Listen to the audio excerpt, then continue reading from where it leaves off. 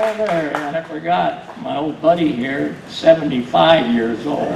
Yeah, he's the youngest here. Well, thank you.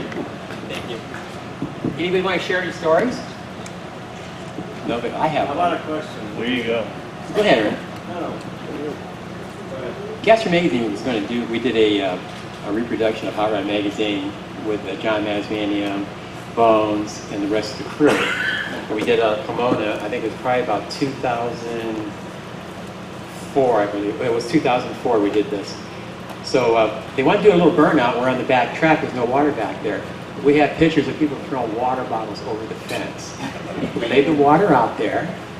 He gets back, he backs it up. Nice little burnout, we get some shots, I'm backing up my gear. Then he says to me, "You want to ride back?" Oh. So I get in the car, he backs up the car, and he hammers it. And it's like, I'm probably the only guy in this room that got to ride with Bones, man. I mean, that was, and then I was so thrilled by that. And then not even probably 3 months later, I'm hopping on an airplane to go back to Thompson, Ohio, and who have I sat next to? Bones. So my history was taking care of in about a 4-hour trip about John Masmanium, the racing days. And I mean, that was an education. And like he said, he loves what he does. And if we all do, we wouldn't be here. So, again, thank you so much, Bones.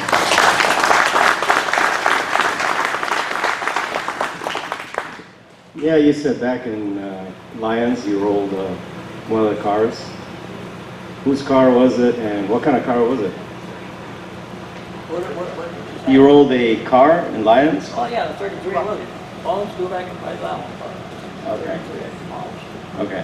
Then we broke it. 6 months later, we came on.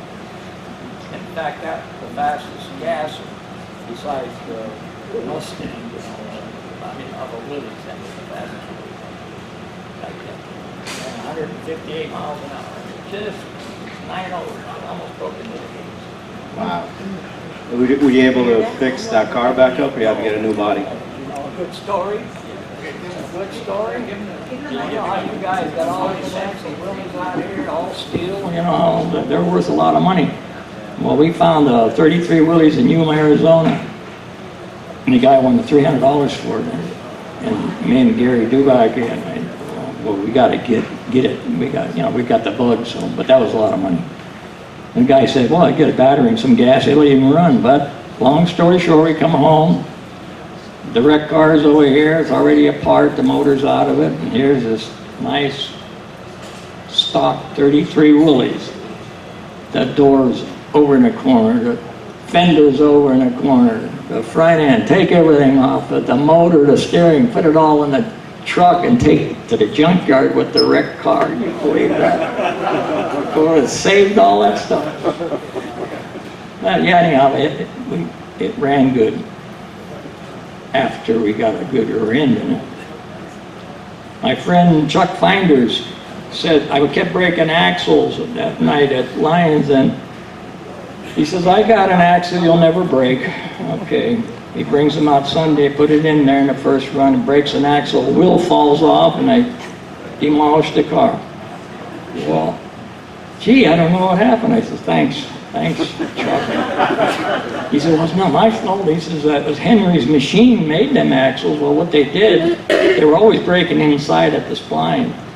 If you guys are all car people, you know, but so they took a real strong axle and just not a butt weld, they put a hole in a flange and they welded it. Well, it broke right around that weld, and off came the wheel, no brakes. There's a lot of things happen, you know, that don't happen no more. You know, somebody has to either get hurt or, I mean, my windshield blew in on me too one time in John's car, 145 miles an hour. I got a partial today, but first thing they do is they screw in the windows now, you know. They don't put them in, at 145, the wind just blew through that rubber molding. And we didn't have full face helmets then. Thank you, people.